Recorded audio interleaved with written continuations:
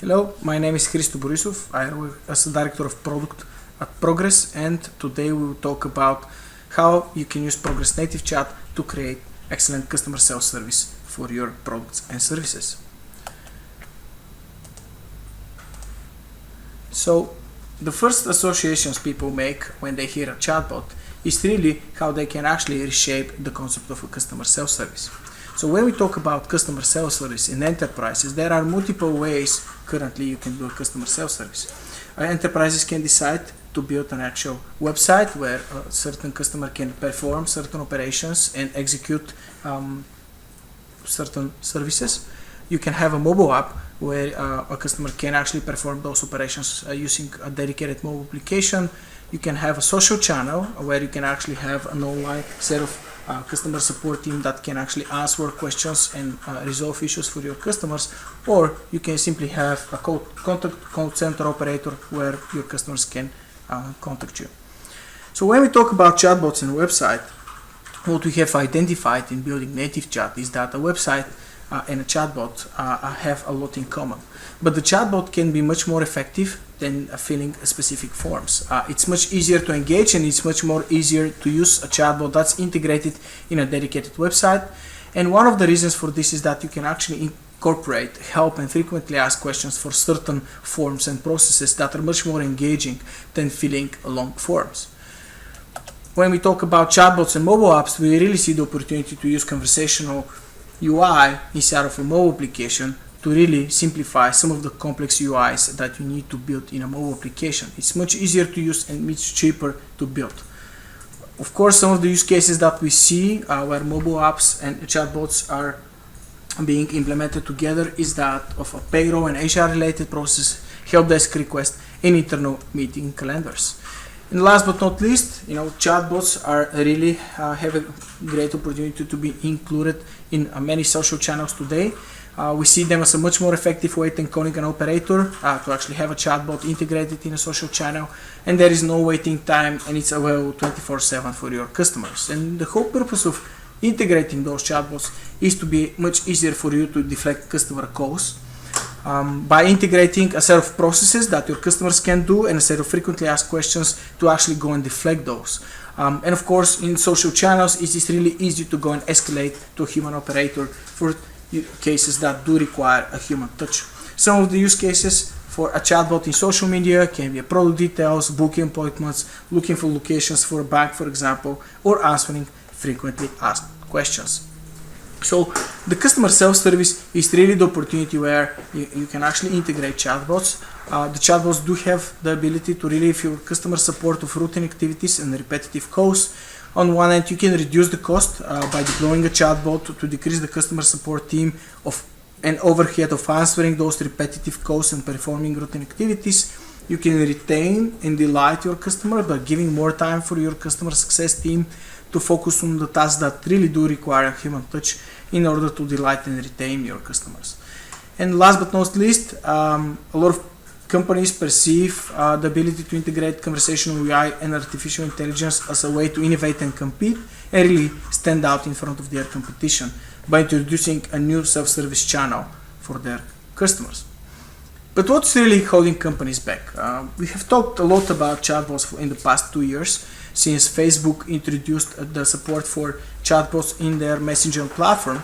There has been a lot of excitement, and a lot of people have been willing to see a bigger adoption of chatbots. When chatbots were first introduced, we had the impression that those chatbots will be super intelligent. They're going to understand about our behavior, preferences, and context. And for example, when you talk to them and simply say to them, "Can I book a room for tonight?" to a hotel chatbot, the chatbot will intelligently understand you and will provide the most relevant suggestion. But the reality is that if you have interacted with the chatbot recently, your experience can be summarized like this.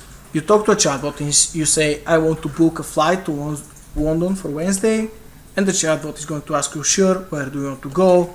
You have to say London, when, on Wednesday, sorry, I didn't get that, when.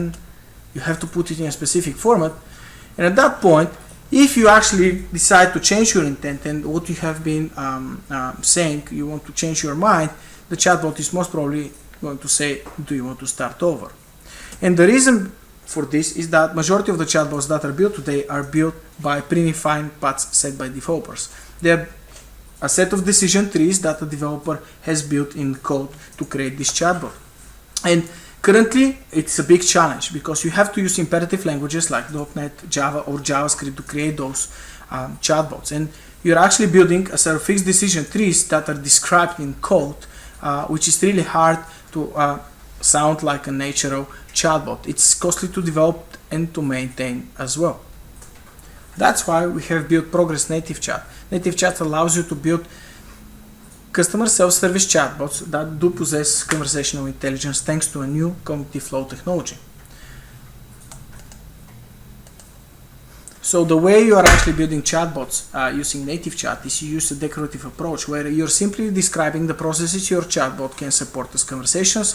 You give access to your enterprise systems required for the process. You provide your chatbot with a set of frequently asked questions, and you let our patent-pending CognitiveFlow technology have an actual natural conversation with your customers.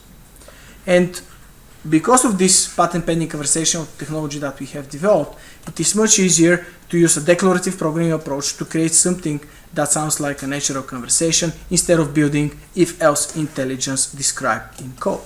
This has resulted to be 15 times faster and 2 times cheaper than current market alternatives.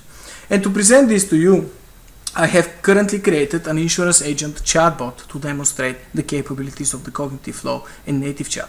So here we have an insurance agent demo, which is going to help find the right insurance policy, fill claims, and submit documents for your customers.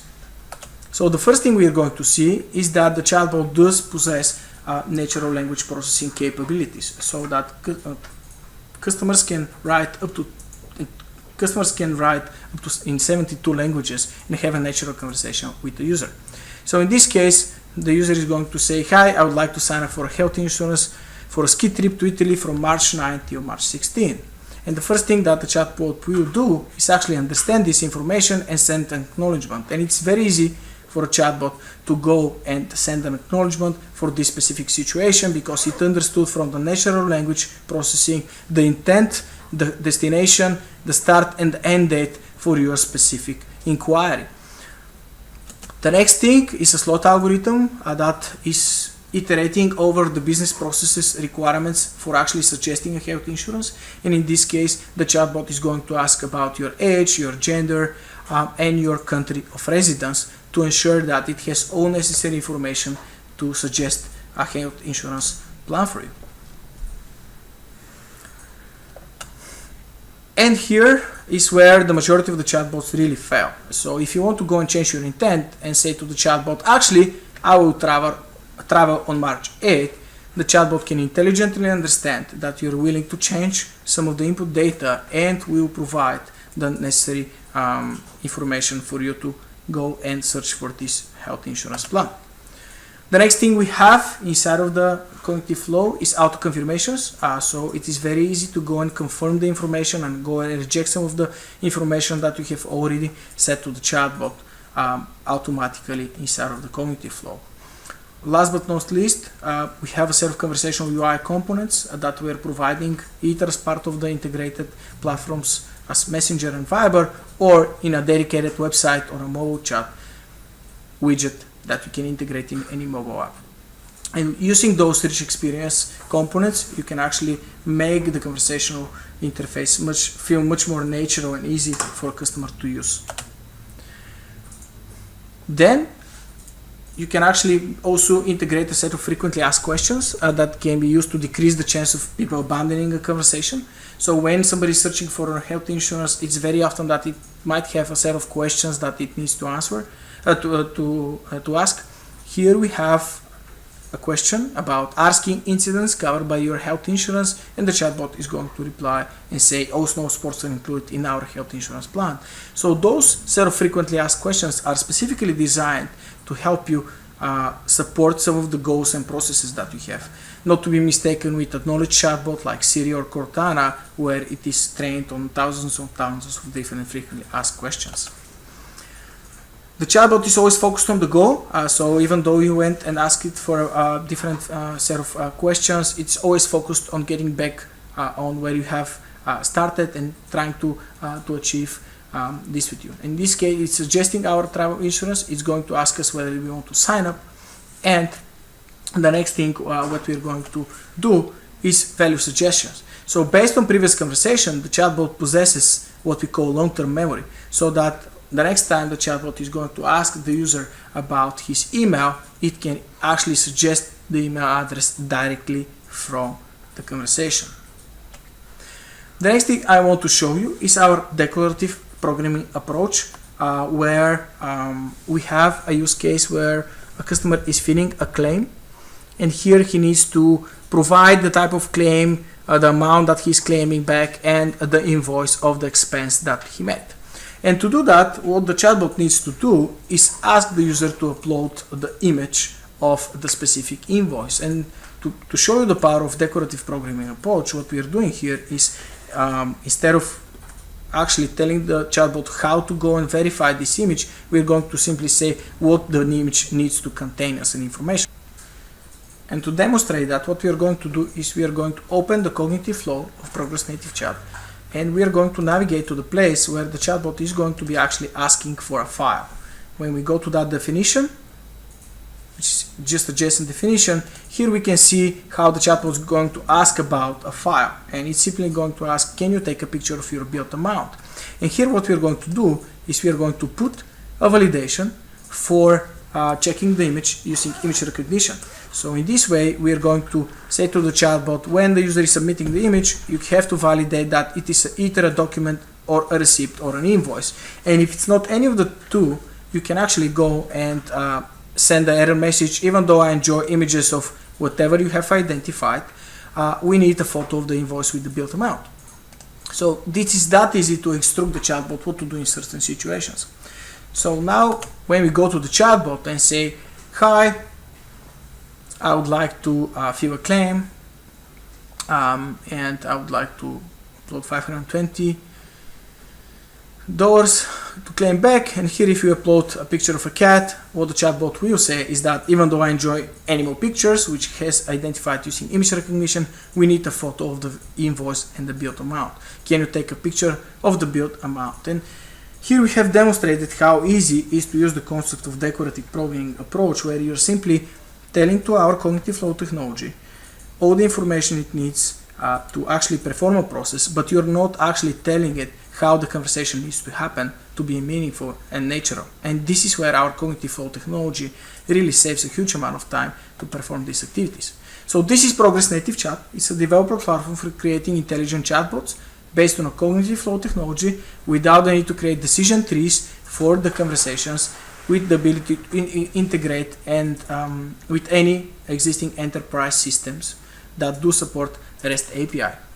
Some of our success stories in our press release, we talk about our work with Experian. So with Experian, we managed to create proof of concept chatbot for gathering debt collection using negotiating with customers of banks who are in arrears. And we also have done a specific proof of concept that we talk about called Dr. Sterev Hospital, which is for a virtual assistant of their contact center operators that is currently handling more than 49% of all booked appointments for the hospital. And it's equivalent of 2 full-time employees working 24/7 for the hospital. And with that, I would like to thank you and invite you to go to progress.com/nativechat and explore all the capabilities that we have.